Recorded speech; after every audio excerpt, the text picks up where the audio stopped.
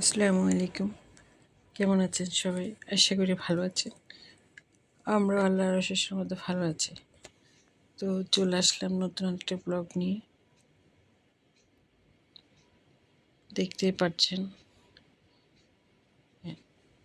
শিক কাবাবের আর গরুর মাংসের চাপের বানানো হচ্ছে।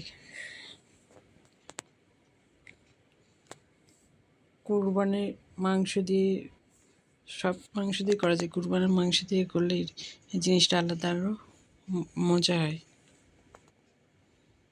এখানে আমি সব কিছু মেখে নিয়েছি, চাপ প্লাস শিক কাবাব।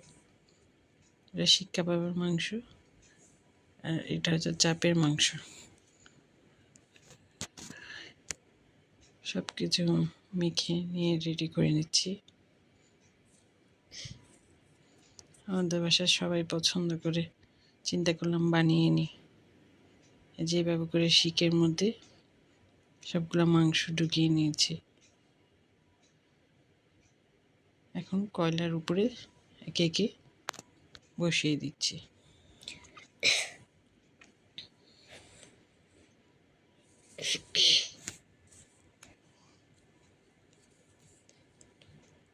যে এপাশ এপাশ করে এখন তেলটা ব্রাশ করে নিচ্ছি।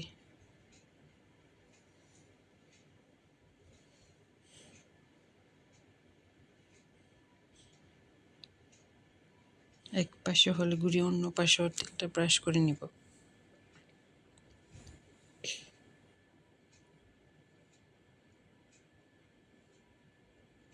দেখতে পাচ্ছেন আমি ঘুরিয়ে ঘুরিয়ে মাংসগুলা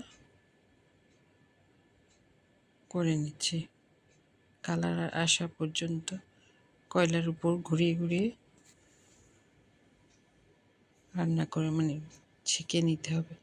যে দেখতে পাচ্ছেন ওই পাশে দুটো প্রায় কালার চলে আসছে, অনেক সুন্দর একটি স্মেল আসছে। পুরা বাসাটা শিক কাবাবের ঘ্রাণ। আর ওই পাশে তাওয়ার মধ্যে হচ্ছে আমার চাপটা এখানেই করেছি চুলায়। দেখতে পাচ্ছেন আমার চাপ আর শিক কাবাব দুইটাই রেডি হয়ে গেল, টেবিলে চলে আসছে। এখন আমরা সবাই খাবো। সাথে সালাদ রেখেছি, পরোটা রেখেছি। বাচ্চারা আমরা সবাই একসাথে এখন খেতে বসবো।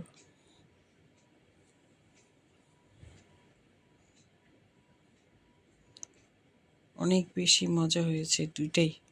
শিক কাবাব মজা হয়েছে প্লাস চাপটা অনেক বেশি মজা হয়েছে। আসলে ফ্রেশ কুরবানির মাংস দিয়ে করলে আরও বেশি ভালো হয়। অনেক বেশি একটু সফট হয়েছিল শিক কাবাব, চাপ। এটা ছিল আমাদের ডিনার। চিন্তা করলাম বাচ্চাদের স্কুল খুলবে, পড়ার সময় পাওয়া যাবে না, এটাই করে ফেলি আজকের দিনে।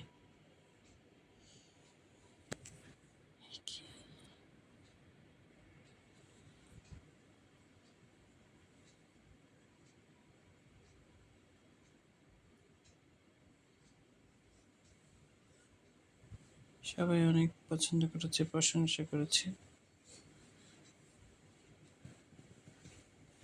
আমার ভিডিওটি যদি ভালো লাগে তাকে একটা লাইক দিবেন, শেয়ার করবেন আর আমার চ্যানেলটিকে সাবস্ক্রাইব করবেন।